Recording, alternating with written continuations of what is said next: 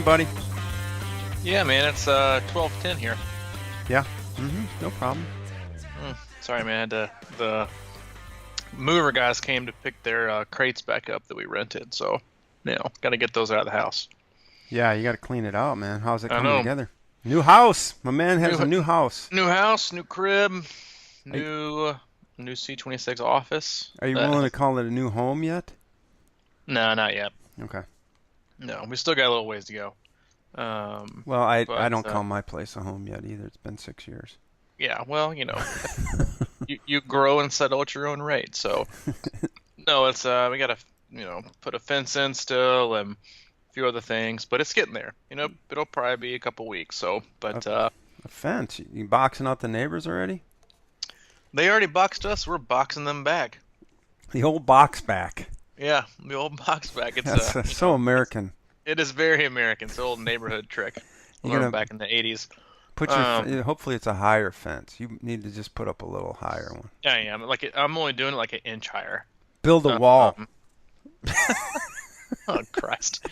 No, but we are Come gonna on, man. because we got a dog and we got a kid, so it'll be nice to let them play back there without escaping. So. Oh yeah, all about the opportunity to be outside because we got a nice little hill in the back that they can just kind of fly down. So, yeah, fence and a few other things here and there. But yeah, man, it's going good. And I have I'm not gonna lie, man. It's the past few weeks. It's really bothered me that you've gotten all these like lean and skinny comments. Like I'm the frumpy dad bod guy. I could tell that was bugging you a little bit. It is, man. It's just like, oh, look how lean and skinny he is, and like, there's the old. That's just because I was fat when I started. There's Robbie with the dad bod, wearing a tank top and jean shorts. But I figured out your secret is I lost 3 pounds during this move. And with all of your race attendance and on your feet all day long, that's where you got it. And so no wonder you're already there. But I noticed that this morning. Well, that's an interesting point. I did figure out that I probably walked 15 miles on Sunday because of where my hotel was. And at Wisconsin, it wasn't nearly that. I just kind of meandered around the state capitol all day. But at Chattanooga, I did. So I don't know. Maybe it is. And again, I just think it was because I had a longer way to go. And it was... once I turned up the notch on the training, it kind of like fell off. But I've got a few tricks up my sleeve over the last few weeks to even get a little bit more skinny. I know. You trim the beard. The beard is trimmed. Although I think the beard makes me look thin, actually. You think? Yeah. Yeah. Okay. When it's not puffy, That's true. Yeah. Well, I don't really have that look, but you don't. And I'm not going to go there because I can't get past the itchy part of the beard. Yeah, that's where you got to suck it up. Yeah, and I once you go there, it's hard to go back. So I don't know. You never know, but I think I'm going down. I'm not, like we talked about many times. You don't want to go into your last 3 weeks trying to cut weight per se. But I do feel like I want to declog a little bit, and I think that in turn will, whether it be the pizzas or the Tootsie Rolls at the hotel. I was thinking about that, man. They had a free Tootsie Roll buffet. I was just, every time I went back. Who does that? I don't know, the Chattanoogan in Chattanooga.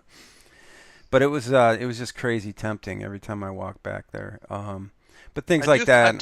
Are you sure those are free? I feel like I saw on the bill you sent me like $49.99 for unlimited Tootsie Roll buffet for 2 days. Was that on there? Yeah. I told them to. Yeah, that was bill on that there. To my other card. Yeah, that was on there in a few movies too, but we won't talk about that. Hey man, you got 5 hours during the bike. You got to pass the time with some flicks. And that was your suggestion. Don't go out on the bike. I would have. It is. And I stand by it wholeheartedly. Movies it is. I stand by that wholeheartedly. But yeah. Anyway, I'm going. I'm ramping up the juice, and it cleanses me. I'm not changing anything else. I'm just doing that. I have, and hopefully it moves things, a little bit better. That's the plan. Well, good luck with that. Yeah. No sugar. Well, I mean, at No least. sugar? I mean, you're juicing. It's all sugar. No, it's not because it's celery, spinach, cucumbers. Oh, It's you're a going back it's a vegan again? hydrate. No, no, no. Well, I mean, when I drink that, I am. Mm. It's a hydrating electrolyte balancer that I'm really, um, honing in with. I just, Wow. I'm not. Can we move it along? I feel like this is the beginning of a rich roll podcast. Oh yeah, I mean, there's peace in those plants, man. And that's what I think I'm feeling over the last day or so. Hey man, Um, we have both had a very busy past few weeks, but I yeah. don't think either of us have anything else on the calendar until 18 days from now at Ironman Louisville. Is that what it is? 18? I get confused, and I'm apologizing for those videos. I lost track, and man, some of the Yeah, it's my Dropbox fault. I issues, and was yes, yeah. You can blame it on me. no, It's it's all not your good. fault. It's just, man, it's just like when you get back to the hotel at midnight and you got to do those videos. It's not a whole lot of work, but it does take time because of the conversion and Yeah. uploading and what have you. So I'm falling behind, but yeah, I think we can get zeroed in and bring this thing home. Yeah, I With mean the way I see it, instead of like the countdown, is like tomorrow I'll leave in 2 weeks for Louisville. oh, okay, Like man, that makes it feel close. yes. We're both leaving on Thursday.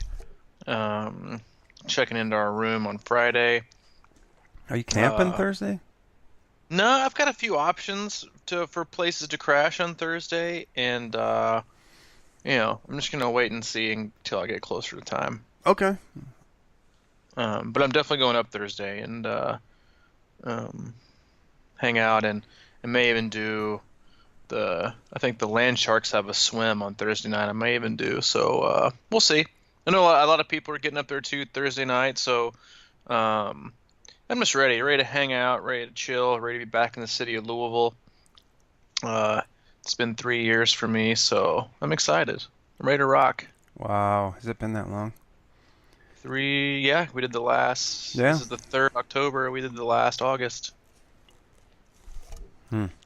Oh, August that's right, because 1.0. I was there. I've been going every year since. So for the Yeah. rate, but so I've been thinking about this. This thing I keep talking about, where I want to feel my best on race morning that I've felt Hmm. for the whole, and we've talked about it as far as accumulated fatigue and things like that. But as I get closer, I'm not giving up on the hard efforts, and I'm going to keep sharp and do everything I can. But even today, as I was yesterday, I went for a bike ride and I was fatigued. I went for a massage. I was a little bit fatigued last night. I started Mm. doing this stuff, and then like today, I feel pretty good.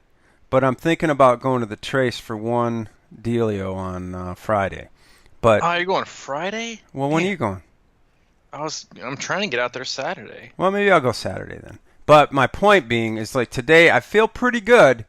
And I'm tempted, to get on the bike, which I think I'm gonna do, but I'm gonna do it as a just go out there and ride my bike, and loose instead of sitting around and taking another day off or whatever. I'm gonna just go casual and then maybe do a Cash. 20 minute cash ride Okay. off the or run off the bike, and Okay. then tomorrow hit the water. And that's what I was thinking about doing Friday, but I could set it up for Saturday and do a one.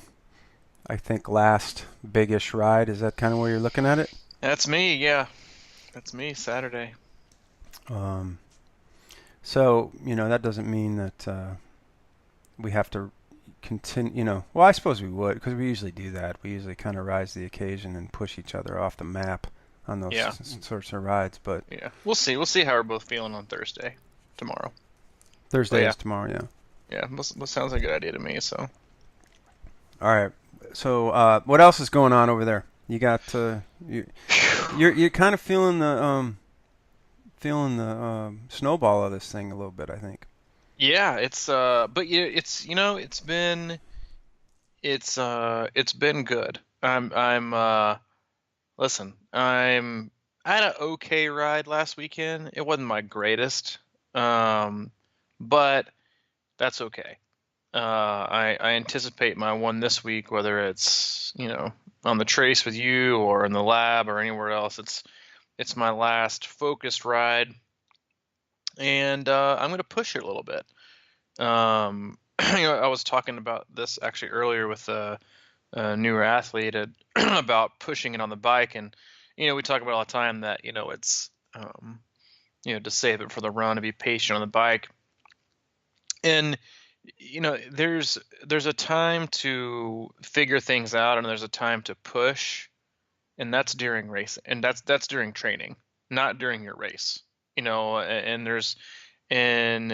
there's a couple things that I look at when I look at just to give you an example, like looking at long rides. So, it's my ride this week. I'm gonna ride, well, probably longer than you. I'm gonna go for 4.5. Um, but I'm gonna push it a little bit, and just to see how, because my legs are starting to get a little bit fresh, and just see like what feels good as far as terms of pacing and heart rate and my watts and stuff. But as far as when you're training and and why I think that utilizing the entire duration of some of your training is not necessarily beneficial or can be somewhat misguided is that for me as a coach and as a person who looks at my own data is that if I'm going to do a 5-hour ride, I only look at the numbers I'm able to push the last 3 hours. I generally don't even look at the first 2 hours because in a fatigued state, when you've been putting, days and weeks and even months like we have now, uh, as we talked about before in our accumulated fatigue podcast, is it takes literally for me, and I think you're this way too, it takes me like almost 2 hours to get like some pop in my legs. Mm. And so the first one's like, man, it takes that long for my legs to wake up because they're just so tired and so fatigued. So I got to loosen them up. I got to get the blood flowing. I got to work some junk out of them. But then the last 3 hours, I can look and see what I'm able to push after already riding for 2 hours on those fatigue legs. And that gives me a better understanding of what I think I should be able to hold on race day and still be able to run well, off the bike. And so I'm in that phase, but I think the exciting part is that I'm finally in the phase to where I can then start to look at, all right, well, my swim is this, my bike is this, my run is this. Now it's time to start etching out and outlining an actual game plan for the race. And while I generally try to wait to do it to the last minute, this is somewhat last minute because the rest from here is just tapering, freshening up, getting sharp, and getting ready to maximize your fitness on race day. And yeah, so that snowball effect for me is like, yeah, I'm after Sunday, I think I'm gonna have a good idea of after on Sunday. I'll probably be able to go ahead and write on my note card for Allie. Swim, good, better, best. Bike, good, better, best. Run, good, better, best. Overall time, good, better, best. And that's when it gets exciting for me because that's when I start to get like, all right, here it is. We're ready to go. Things are real. And then I can start because then what I like to do is those last week or two that where a lot of people become kind of detached from the race because the excitement's kind of gone a little bit from a training standpoint. Because I think a lot of people get excited when they see like all these hours, like, oh no, like I need to do more. And like I don't want to say detached, but uh, they tend to just not be as zoned in. And so for me, once I get to like, all right, I think this is going to put me here, here, here. I spend those last 2 weeks of tapering or freshening up, visualizing the race. Every time I get in the pool, I'm imagining myself in the Louisville swim. How am I going to start? How am I going to finish? Like right now, my swims are concentrated on as race specific as I can get. My first 1,000 of most of my swims and my swim sets are are fast arms, fast arms, fast arms, because I'll be going against the current, and then it's settling into longer strokes, strength stuff, pull buoy paddles like I will be for Louisville. Same thing with the ride at Louisville. I want to be able to finish strong. I want to be able to, negative split. I want to negative split the bike. Um, He said it. yeah, I said it. I went there. I want to be able to negative split the bike. I did that the last time I was there. My fastest splits were my last two. The year it was the hottest because I was just super, super patient. And then on the run, all my long runs have been super chill, super chill. The first so for Sunday, for example, or it'll be just like an hour chill, relaxed, 20 minutes pushing the envelope a little bit, and then 10 minutes easy cool down. Just like I would like to replicate on race day. Start out smooth and calm and not in a rush. And then as I kind of get my footing, get my feet, because I think honestly, and we talked about this before, I think one of the major reasons that people go out too fast on the run isn't because they necessarily intend to, it's because they let their legs guide them. Yeah. Because when you get off the bike, like it's just natural for my legs, once they like wake up from that slower cadence, they're like, bam, let's just rock and roll. And so you let your legs do the navigating.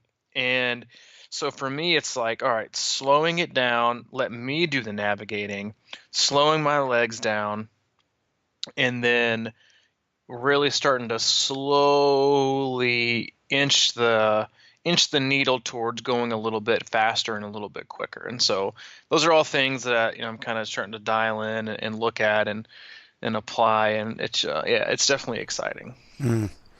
I I've actually, yeah, because that's a really difficult thing to do and come out slow. And I've been kicking around, even actually, and I probably won't do it, but I've even thought maybe I'll do a little walk run coming out of the gate for that first mile or something. Just to, I've thought about that too. I don't think I can do it. I know it's like tempting, especially with that little. That's really the only hill there.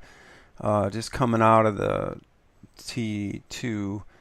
I don't know. I don't know if I can do it, but I have thought about it. And I actually, just for the hell of it, the other day walked from my hotel at a quick pace, and I averaged a 14-minute mile just walking. So, um, that was cooking.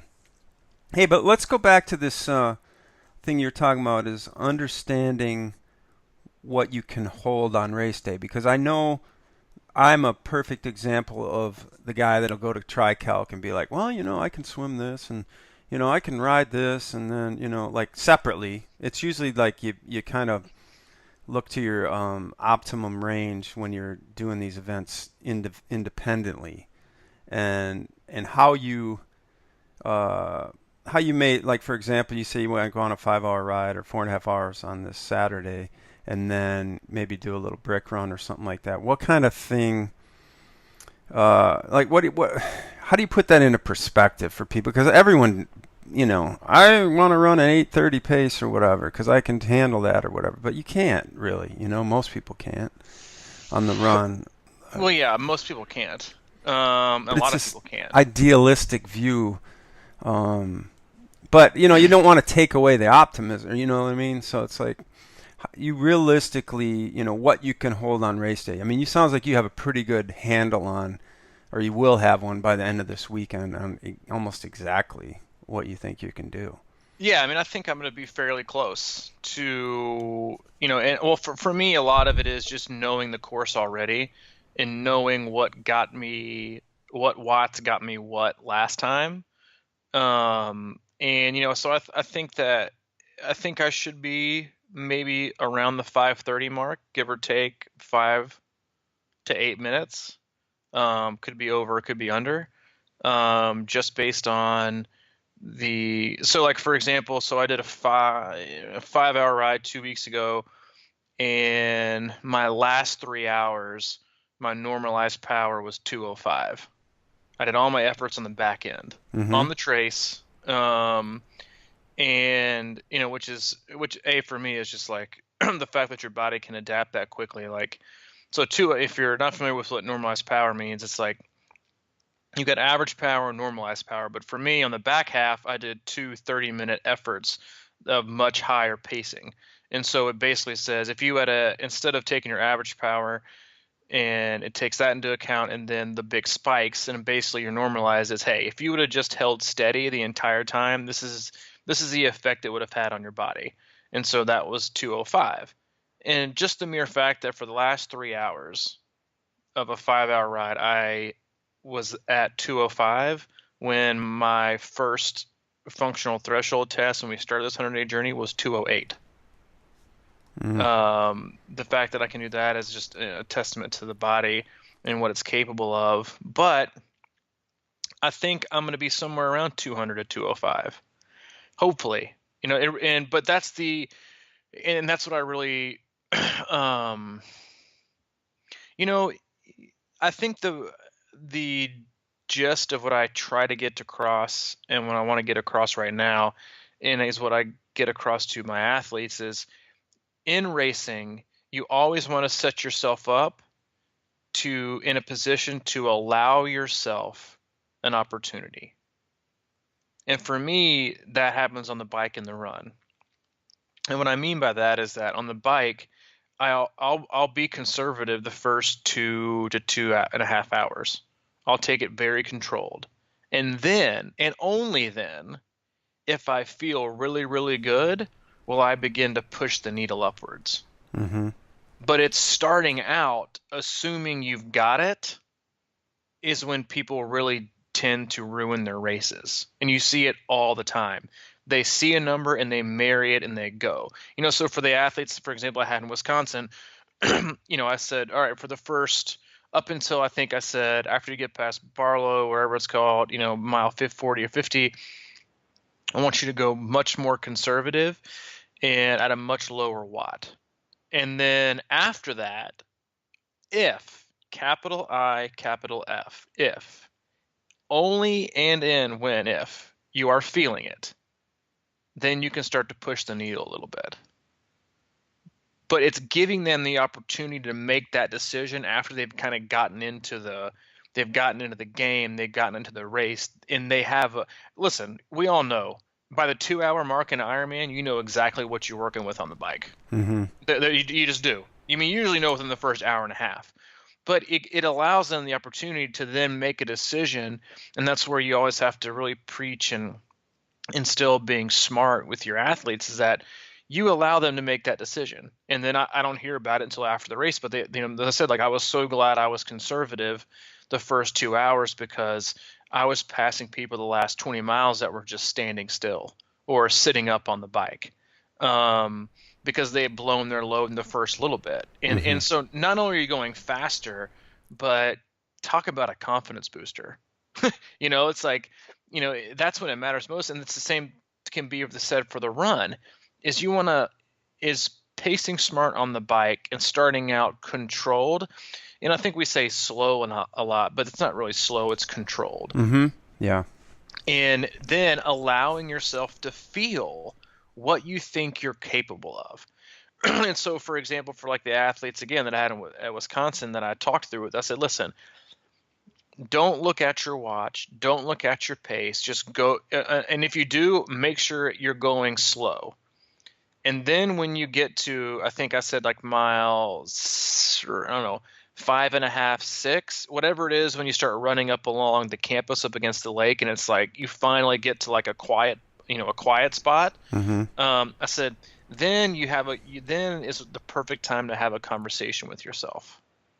You're not amped up by the spectators. You're not amped up by coming off the bike. You're not amped up by, the scenery.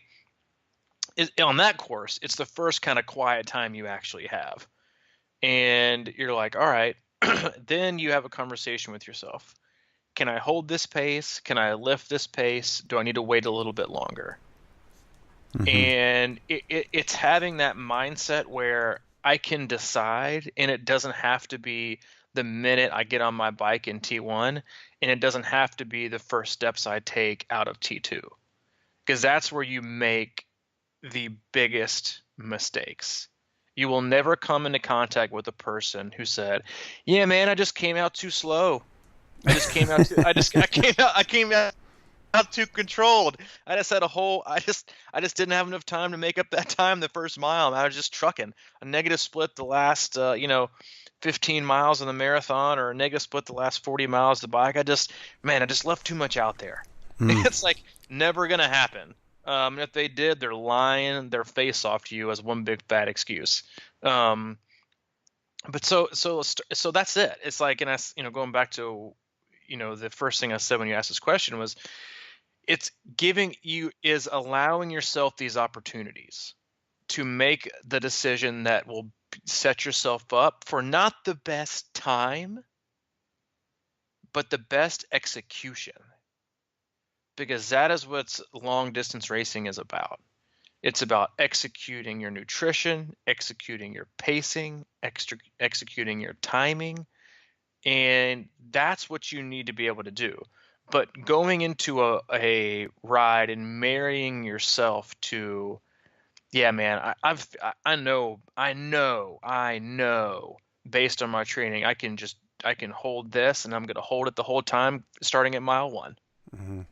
Biggest mistake you'll ever make. Yeah, that sounds. Um, and so yeah, I mean, Yeah. I've gone out on days where I've just felt, I mean, like $1,000,000 and had the worst workout of my life. And I've had days where I've gone out feeling like absolute shit and blew the doors off. I mean, you had that experience, and I witnessed it on that ride we went out, and like I literally thought you were gonna like cuss out your bike, get off, and turn around Yeah, because your mile legs. five, three, Yeah, four. exactly, mile five. And then you ended up finally, getting warmed up and had a great ride and wanted to ride longer than I did. And so it's that thing. It's just like getting in the game, and it's not giving yourself out. It's just continually allowing yourself to make smart decisions instead of impulse choices that you probably made 8 months ago when you looked up something on Best Bike Split. Yeah. Um, I was looking at the Louisville bike map my ride, Hmm. the chart, and my thought was, and I think that we talked about this before, but I mean, as far as that goes, my thought was like get through the first loop and then decide. That's probably about mile 60 or something like that. And I was kind of looking at how that works out, and looks like mile 60 through 80 maybe has some pretty good climbing and elevation or whatever, but and then after that, it's kind of like, you get to mile 90 or 85 on that course. And it looks, at least from the elevation chart, it looks like it's kind of like starting to turn the other way. And it's kind of like not straight downhill, but it's not a ton of climbing. But my thought was to get through mile 60, work the next 25, 30 miles if I'm feeling it, and then kind of just settle back in. So I don't know if that's your game plan or not, but I'm not going It's to. it's close. I mean, but I'm definitely gonna wait and see. But yeah, I mean, I'm gonna start out controlled. And here's the other thing is that a lot of people, you know, the the best is you're all is people get so the reason people get so behind in because everybody looks at the race in segments, and you should, but in the way that another great it the harder okay so the harder the effort, the more difficult it is to get in calories. It's just how it is. I mean, Hmm. it's the same reason that you literally you can go bike for 3 hours and take in 1,500 calories. I probably on the marathon don't even take in 1,000, because your heart rate is so much higher, the effort is so much higher. It's hard to consume and easily and safely digest a lot of calories. And so you get these people who start out of the gate. Think of it this way: you are literally starting your bike after having been in the water for anywhere from 50 to an hour and 40 minutes exercising. You've been up for another 2 hours before that, in which you probably have only consumed, let's even say, 400 calories, and that's probably generous. So you before you even get on your bike to go on a 112-mile bike ride, you've been exercising for we'll call an hour and 15 minutes, and you've been awake and moving for another 2 hours, probably only consumed like 500 to 1,000 calories. You're already in a caloric deficit. So when you start out just smashing it on the bike, your heart rate jumps up high, so it's harder to take in more calories. So another great reason that I'm a huge fan of starting out slow and controlled on the bike is to keep your heart rate lower and to get ahead of the nutrition game and to get in as many calories as possible. Because the more calories you get in on the bike, the less you're going to need on the run, the less you're going to need on the back half of the bike, and the better you're going to feel. Because everybody knows once you, and from a nutrition standpoint, once you get behind, you can't catch up, or it's really difficult to. So that's just another reason to. But yeah, I mean, I'll take in a lot of calories. I'll try to get ahead on the calories. But yeah, I mean, I think finishing off that first loop, I'll know if I've got the legs to push it or not. And then I'll probably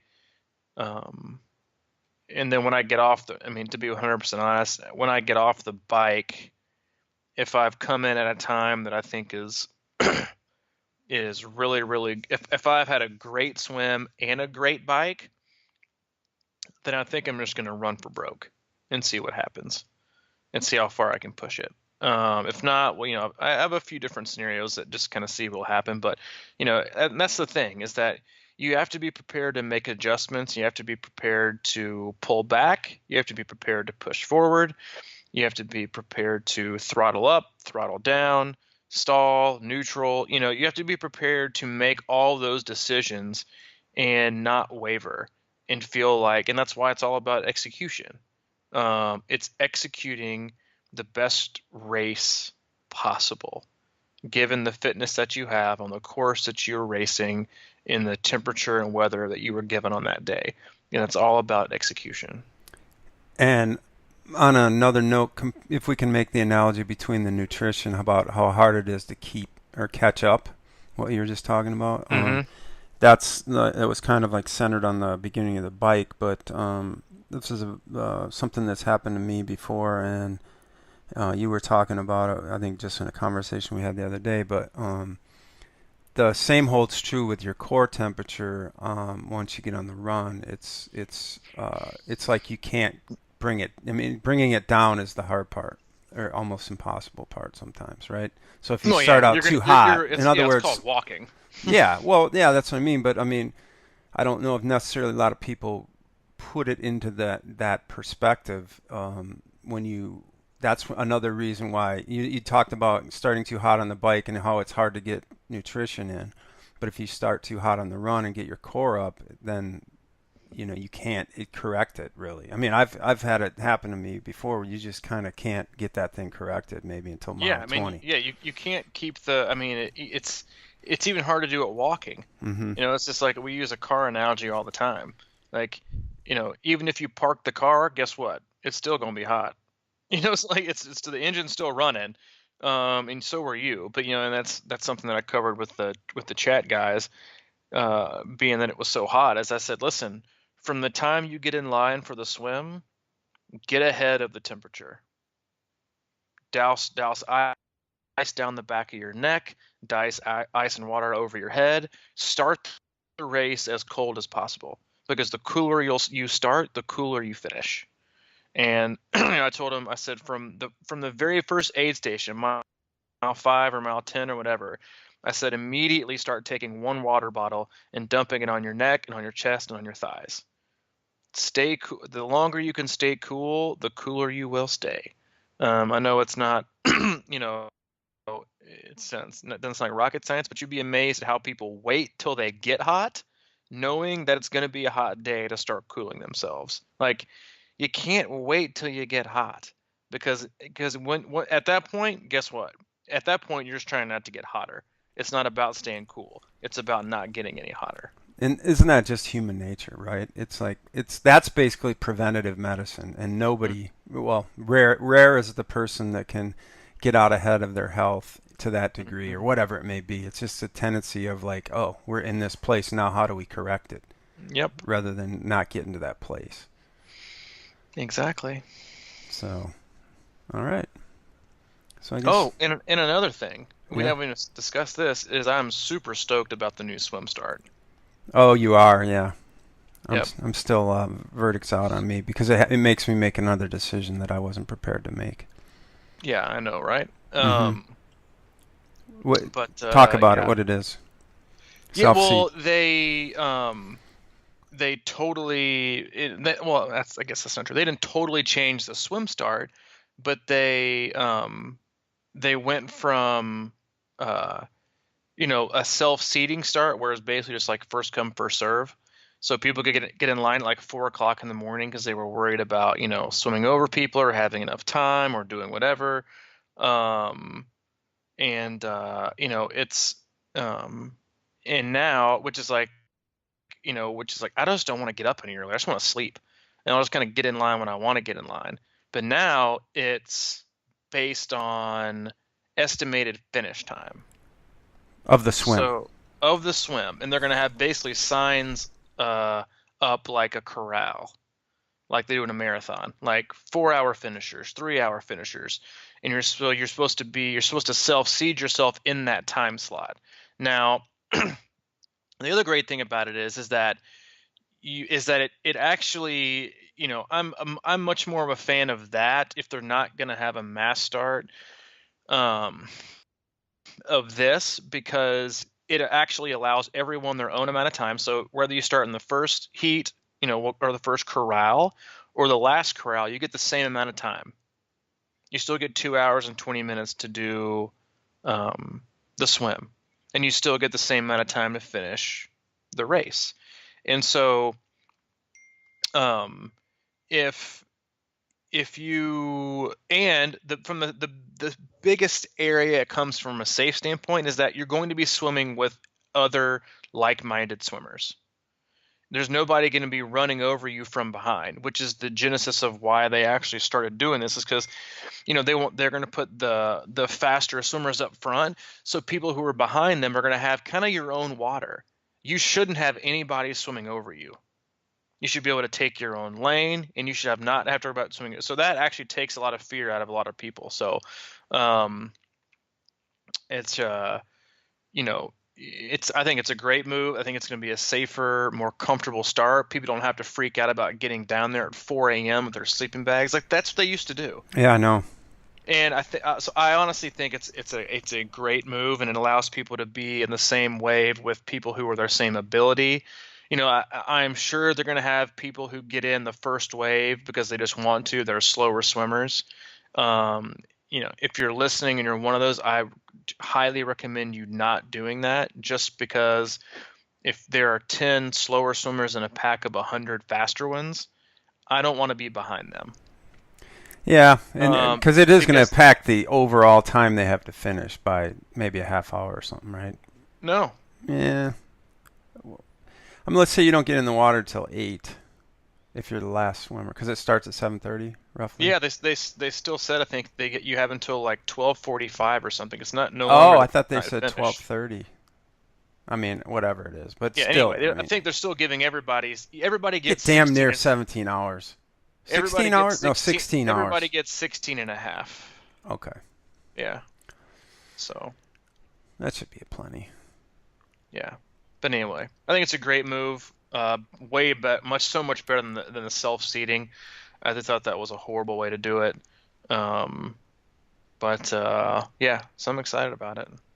So you're gonna walk right up to the front of the line, I bet, right? Yeah, absolutely. Okay. Roll out of bed, roll to the front, roll in the swim. Transition close. What'd you say? 7? 7, man. I'll be rolling out of there at 5 till. That's nice. I know. Be doing my arm circles as I run a few pickups on the way to the front of the line. Yeah. See, that's about it, right? Yep. But don't worry, I'm gonna put my wetsuit on in the room. Probably help me with it. Hey, if it's cold, I might get mine on early. I've been Dude, thinking for real, about it. it's gonna be a little chilly in the morning, so that's all good. And plus, of course, I want to get out to the lake. We're gonna go out there, right, a couple times with our suits on. I went out there the other day, and it was too hot. I couldn't wear it. Hmm.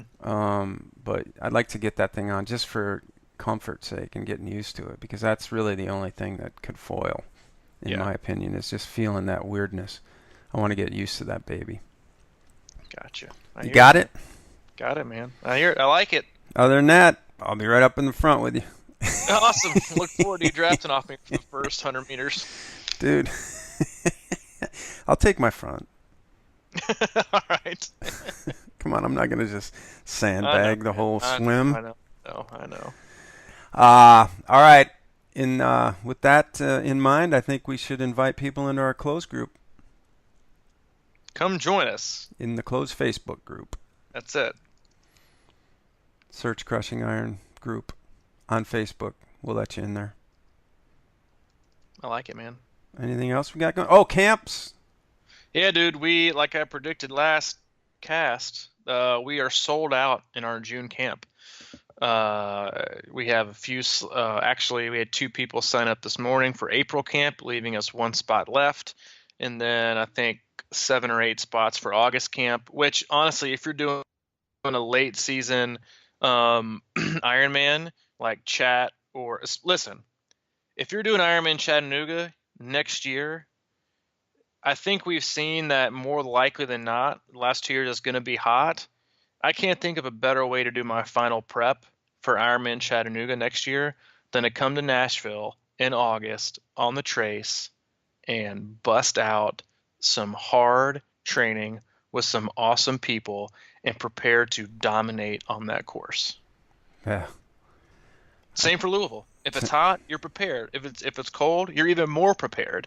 So, it's and we've said this all the time, man. You'll come because you want to get in better shape. You want to become a better swimmer, cyclist, runner. You'll come because, Nashville is cool and you've never been. You're going to leave being the most impacted by the people that you're there with, without a shadow of a doubt. I am not naive enough to think that, you'll leave thinking, oh, well, I'll just always come back for Coach Robbie. You'll probably come for Coach Robbie and Mike, but when you leave, you're going to want to come back again because of the people. And that's just the flat out truth. And I think anybody that came to camp this last year would tell you the exact same, is the friendships that they had will last, as long as you want them to. And it really makes it as awesome as it really makes the experience just awesome. And then, I mean, I can't say enough about the people that come into camp and how much they've done for making me love this job. Matt, chill out. Hey. But, Yeah, I can't disagree at all. I mean, in fact, and I've been on record as saying I wasn't sure about the camps when we first came up with the idea a long time ago, and they turned out to be like 10 times is more awesome than I could ever expected. Because of that, the people were incredible. It made my whole race season, really. I mean, just to be connected with a lot of the people that we met that stayed at my house, that ended up racing later, and I went up and watched, and several of them are going to be doing Louisville, and it's just, man, it just creates a whole another level of connection to the sport and just reason behind it and deeper meaning and stuff like that. It's just cool. Yep. So I love that. But on that tone, I do have to say, no, it's not even on that tone. It's kind of a selfish thing, but I went up to Wisconsin, and the C26 podcast was running rampant with fan base, and I was noticed 15 to 20 times up there at Wisconsin, and over the weekend I was in Chattanooga, and it was just like dead. It's like nobody cared or knew. I shouldn't say nobody. I was the whole C26 thing. So the point being is, if you're down there in the South, let's come on up to the camps and let's get to know each other. We're in the South, Mid-South, and we want to get this thing going. I mean, we're all over Chattanooga and all over Louisville, so we're here for you. We're here. Take advantage. We love you. Love us. Yeah, be here for us. That's right. Be here for us. Crushing Iron on Twitter, C26 Triathlon on Instagram, YouTube Crushing Iron. Let's get it going. A lot of Hear ya. videos, a lot of stuff. And yeah, so we are scrambling a little bit. We're in the beginnings of our taper period, but we're super busy thinking about Louisville moving and all that stuff. But get up to the race, Louisville. We want to see you there. There's going to be tons of people there. And if you're within, 10 hours of driving, I think it's worth the trip. I agree. Come by. We'll have a little fun together. All right. Anything else, buddy? That's it. All right. That's all I got, man. That concludes back to work on the podcast house, number 97. 97. Wow. Yep. Well, we're closing on the in on the Rich Roll interview. Podcast 100. I don't think that's going to happen. No, we're never going to catch him. That's all right, though. I don't think so either. Rich Roll. We're our own podcast. We're our own podcast. If he wants us on his podcast, we'd be happy to join him to kick off our 100th of me and you talking to each other. It's all awesome, right. man. Yeah. Okay, man. I'm going to go do something. All right, I'm going to go put up a TV and go for a run. Oh, I like that combo. All right, buddy. We'll talk to Thanks, you later. man. See you, dude. Bye.